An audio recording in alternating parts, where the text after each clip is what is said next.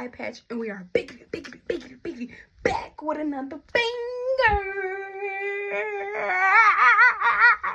Okay, so I just want to get on here to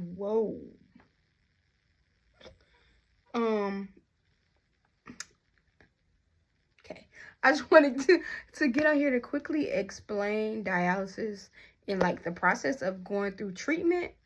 And I mean, like, I know you guys won't really know unless you're on dialysis, but I'm still gonna explain it. Okay. So, the process of going through that, like with dialysis, you have a chair time. So, whatever your unit is, wherever you go, if you're going in center, because there are two different dialysis, there's PD and then there's HD, which is hemodialysis, and then PD is just dialysis that you do at home. Whole nother story, whole nother topic. I was never on PD, so I don't really have a story, but you know, I was about to be trained to be on PD, so I can kind of give you a little insight of it, but I don't really know because I wasn't on it. But I just know a little bit of what I was taught. So we can talk about that one day too. So basically for hemodialysis, you go in center. Like, as you can see today, today's Wednesday, so yeah, I went today and I have a graft. So a graft is just artificial material that connects your vein, and then you have another one, that connects your artery or whatever. Because I have very small arteries, very small veins, very little.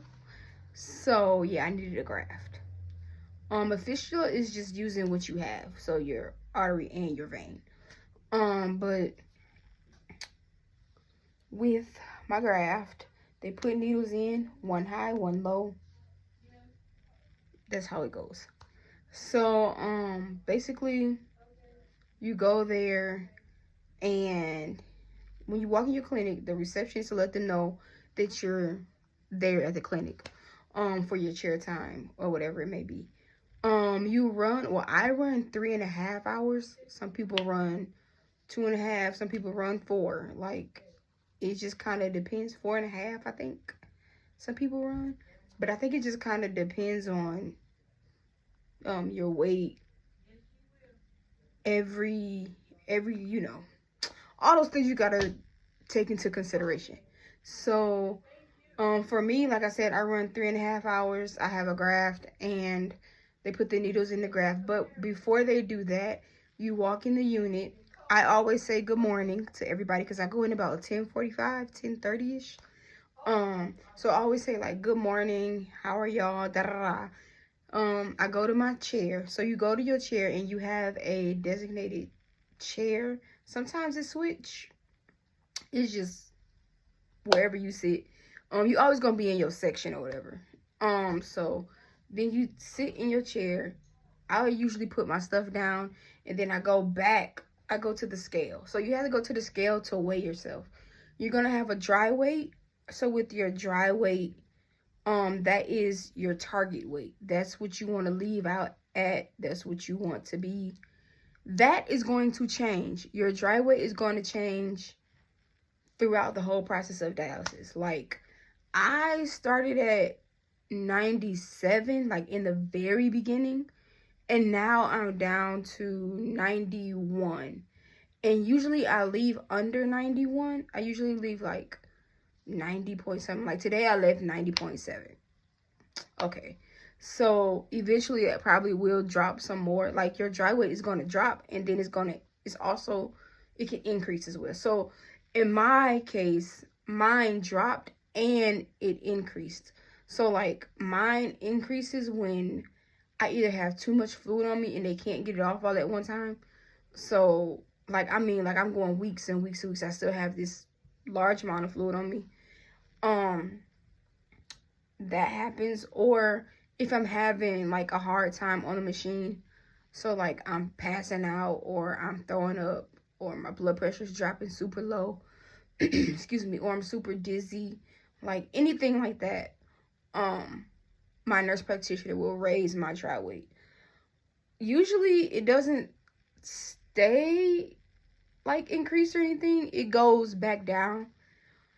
So mine now is 91, which I usually leave under 91, or I leave just at 91.